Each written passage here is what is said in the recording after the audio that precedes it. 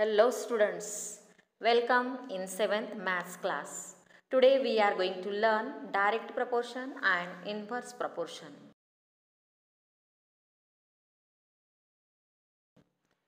Look at the picture below. In figure A, one diameter is drawn and it makes two parts of circle. In B, two diameters are drawn and circle is divided into four parts. In figure C, three diameters are making six parts, and in D figure, four diameters are making eight parts. We can observe that as the number of diameters is increasing, the number of divisions is also increasing. Let's take ratio of number of diameters to the number of divisions. 1 upon 2, 2 upon 4, 3 upon 6.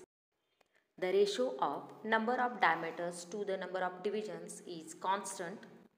Therefore, there is direct proportion in number of diameters and number of divisions.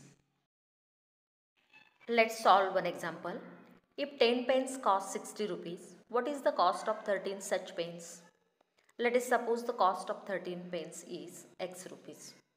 The number of pens and their cost vary in direct proportion. Therefore, 10 upon 60 is equal to 13 upon X. In direct proportion, ratios remain constant. Therefore, 10x is equal to 60 into 13 by cross multiplication. Therefore, x is equal to 13 into 60 divided by 10. Cost of 13 pens is rupees 78. Let's see inverse proportion. Suppose Sudha has to solve 48 problems in a problem set. If she solves one problem every day, she will need 48 days to complete the set. But if she solves two problems every day, she needs 24 days.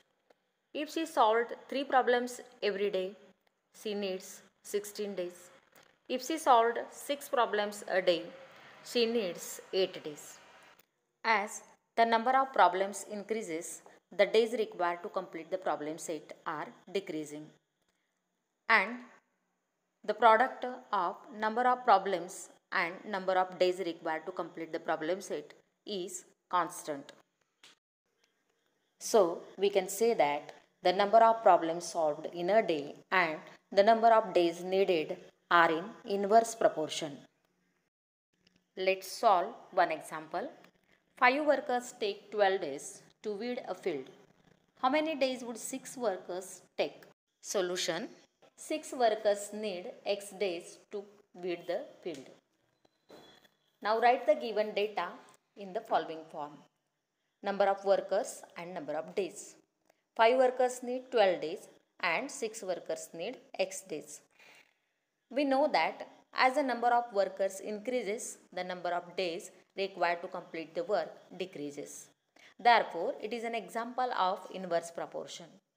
In inverse proportion, product of two quantities remains constant. Therefore, 5 into 12 is equal to 6 into x. Therefore, 60 is equal to 6x.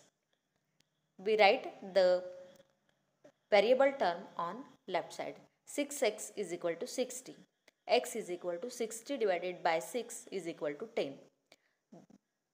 So, the answer is 6 workers need 10 days to weed the field.